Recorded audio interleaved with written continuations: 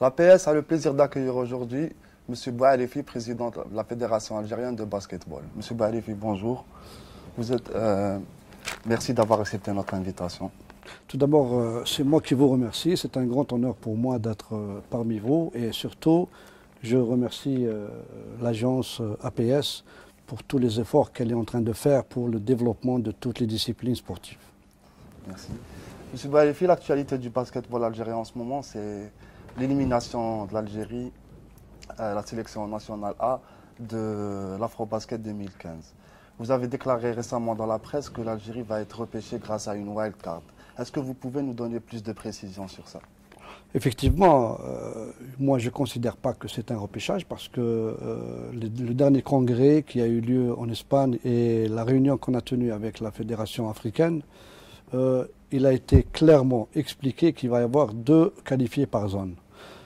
Il y a 7 zones, chaque zone a 2 qualifiés, sauf la zone 1, qui est la nôtre, et la zone 7. Donc, je dirais que nous sommes un petit peu en avantage, parce que la Tunisie est déjà qualifiée, pays organisateur. Le Maroc et nous avons joué avec la Libye, et on s'est classé premier ex aequo. Le Maroc nous a battus sur le goal average. Et moi, personnellement, après avoir discuté avec le secrétaire général de la Fédération africaine et certains responsables, j'ai entière confiance en la qualification de notre équipe lors de la prochaine Coupe d'Afrique qui se déroulera en Tunisie, Inch'Allah, au mois d'août. Ok. L'Afrobasket, c'est la sélection nationale dames aussi. Et les éliminatoires devront se dérouler au mois d'avril. L'Algérie est candidate pour accueillir les éliminatoires. Est-ce que vous pouvez nous dire un peu plus sur ça?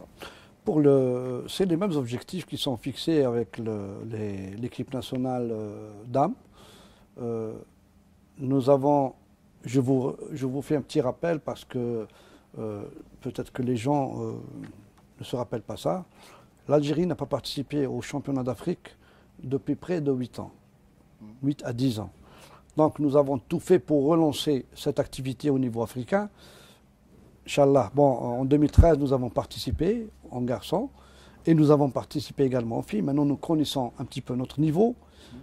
Nous avons demandé dernièrement l'organisation pour le championnat féminin, les éliminatoires, parce que la Tunisie les a organisés 2 fois de suite.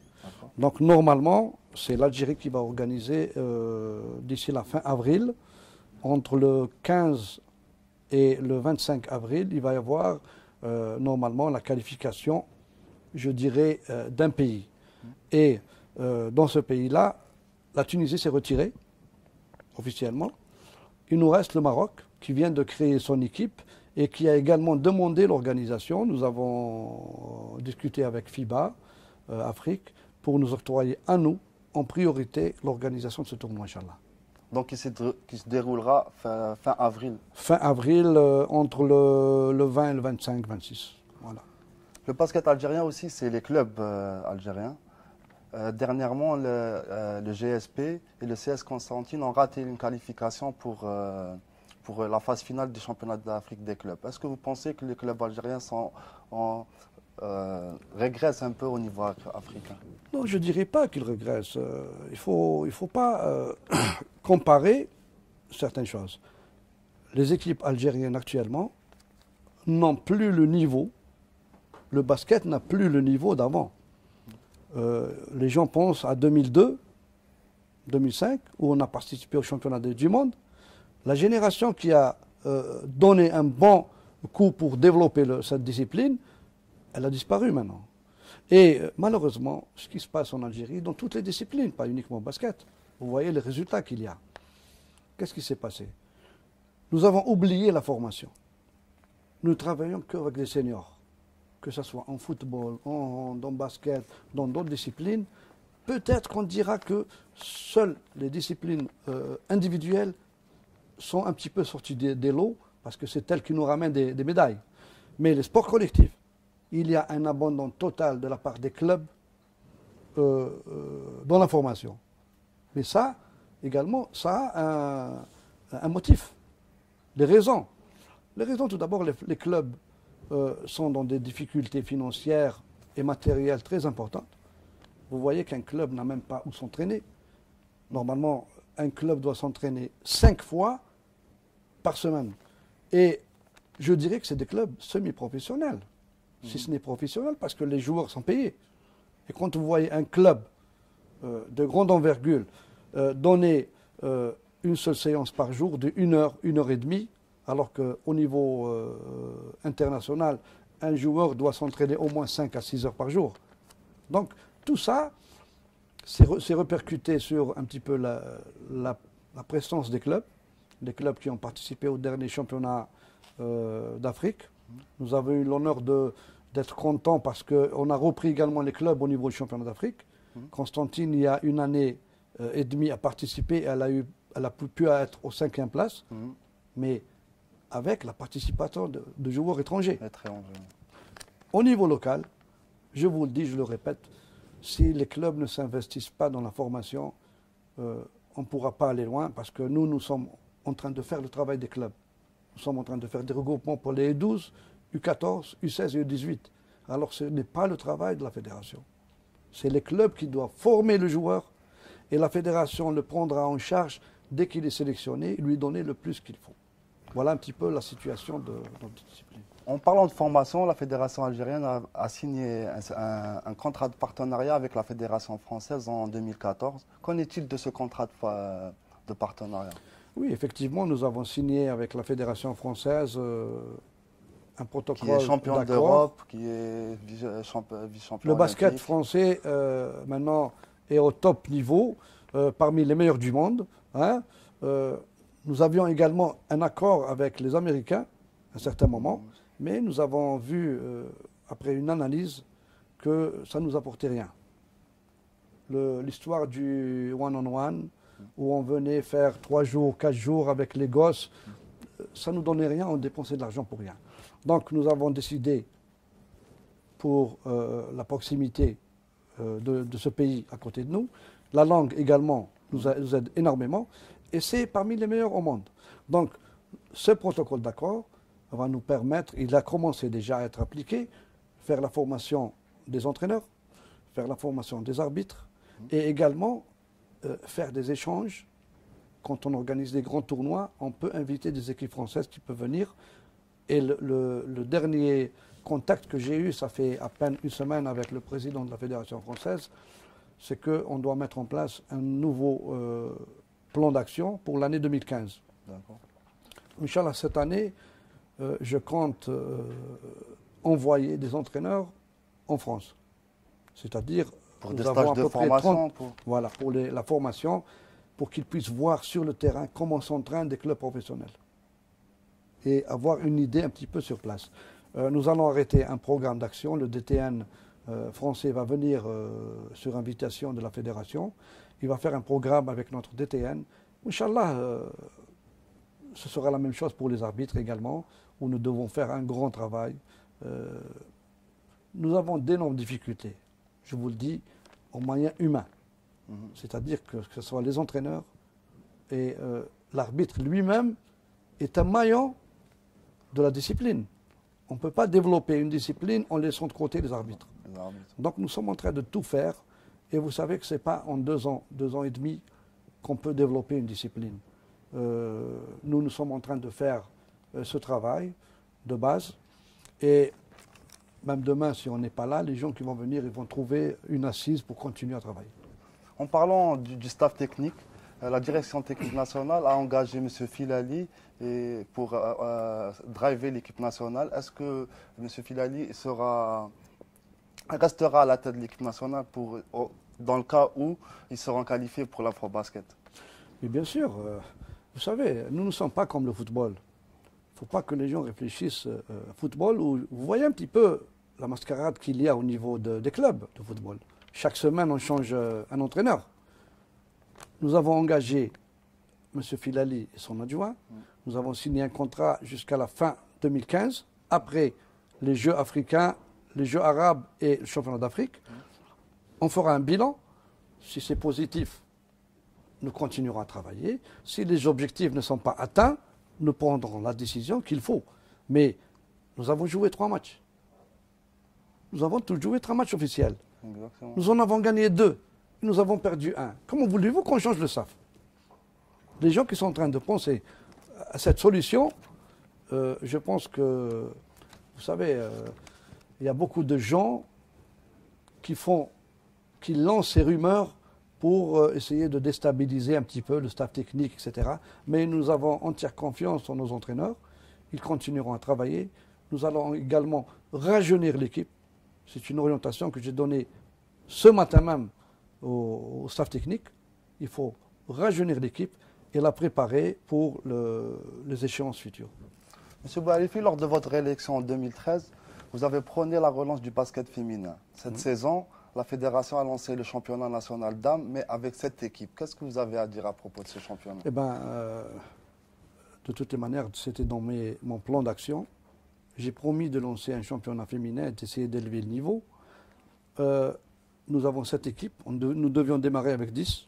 Malheureusement, les autres équipes n'ont pas pu le démarrer parce que, je vous le dis honnêtement, nous avons eu un engagement avec ces clubs qui vont être aidés par le ministère des Sports. Nous avons préparé un dossier. Le ministère nous a demandé de lui donner ce dossier. Nous avons évalué. Wallah, si je vous dis combien, vous allez me dire que c'est pas normal. Qu'est-ce que j'ai demandé pour les filles?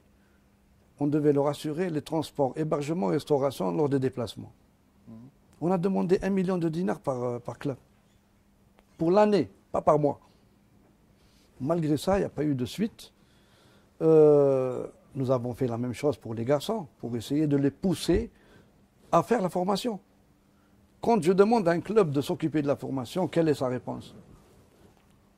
Eh bien, il me répond clairement que je n'ai même pas le temps de trouver de l'argent pour que mon équipe senior se déplace. Vous me parlez de la formation. Donc nous voulions que notre ministère aide ces clubs-là, les clubs formateurs, pour qu'on les oblige à travailler avec les jeunes. J'espère que le ministère va revoir un petit peu cette situation, parce que si le sport féminin n'est pas aidé par les pouvoirs publics, nous risquons l'année prochaine peut-être de revenir à l'ancien système, de rejouer au niveau des régions. Vous voyez un petit peu, nous avons une équipe de Batna, une équipe de Sétif, Ouais. deux équipes de Sétif, une équipe de Saïda. Ça nous encourage. Ces filles-là n'ont jamais joué un championnat. Elles jouaient au niveau régional. Maintenant, nous savons que ces filles progressent un petit peu au fil des temps. Et ça donne le courage aux jeunes filles, les juniors, etc., de travailler encore un peu plus.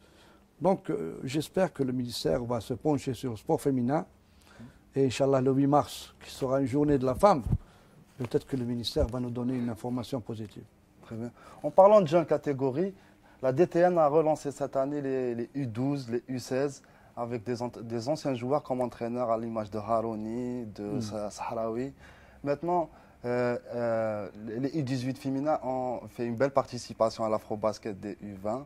Est-ce que la fédération a un programme particulier pour ces catégories? Oui, bien sûr, nous avons un programme. Qui sont l'axe qui seront le futur du basket algérien. Je vous dis une chose. Tout d'abord, la formation, elle commence à se développer surtout au niveau de l'Est. Nous avons l'école olympique qui avait ouvert. Nous avons Svidania qui ouvre demain. Nous avons Biskra également. C'est des joyaux. Je vous le dis honnêtement, c'est des centres que moi-même j'ai vus à l'étranger. Certains centres ne sont pas de ce niveau. Donc, ce que fait le pouvoir public pour le développement du sport en général, je pense que ça va nous aider à intégrer beaucoup de jeunes au niveau des lycées, des collèges, et en même temps être hébergés à côté du centre. Maintenant, pour les catégories, parce que certaines personnes disent que le basket ne se développe pas rapidement, etc., les gens veulent le comparer à quoi? Ils veulent le comparer à d'autres disciplines collectives, sans les citer. Mais c'est incomparable. Depuis des années, on explique ça. On essaye d'expliquer ça même aux médias. On ne peut pas comparer le basket. Le basket, quand vous jouez à un championnat d'Afrique, vous avez au moins 10 équipes qui peuvent prendre le titre. Dans d'autres disciplines, vous battez la Tunisie et l'Égypte, vous êtes champion d'Afrique. Et vous êtes qualifié au championnat du monde. Si c'était aussi facile, on ne paierait pas un basketteur autant d'argent par rapport à d'autres disciplines. C'est une preuve que le sport de basket est très compliqué. Et vous savez, au niveau mondial, comment ça se déroule, NBA, etc. Maintenant, le problème qui se pose chez nous, nous n'avons plus de joueurs évoluant à l'étranger de l'envergure de Ziane et Bourdir, etc. Cette génération avait disparu. Même en France, nous avons fait des recherches, nous n'avons pas trouvé de joueurs capables de les remplacer. Nous avons actuellement un Shariat Mahdi qui joue en Pro A. Qui joue en Pro A. Il a refusé de jouer en Pro A, il joue en Pro B. Il s'est blessé, il n'a pas pu participer au championnat d'Afrique, mais il est disponible pour à partir de maintenant. Nous avons Sahraoui, que nous avons récupéré à l'âge de 34 ans. Je me demande comment les staffs passés n'ont pas pu détecter un joueur pareil. Et nous avons Maqdad Samir, qui a renforcé encore l'équipe. Nous sommes en train de chercher encore d'autres joueurs. Nous allons faire avec les jeunes. Pour les catégories de jeunes, c'est la première fois que la fédération prend en charge, avec un grand montant, plus de 20% peut-être, du budget, la formation des jeunes. Est-ce que c'est peut-être ça la solution de l'avenir du basket? Parce qu'à l'image de la Tunisie ou de l'Égypte, qui ont fait l'impasse sur les championnats d'Afrique pendant 2 ou 3 ans pour construire une nouvelle équipe senior. Est-ce que la fédération algérienne ne doit-elle pas se pencher plus sur les jeunes pour relancer le basket? Et pourquoi pas viser un titre que le basket algérien n'a toujours pas au niveau continental? Je suis d'accord avec vous.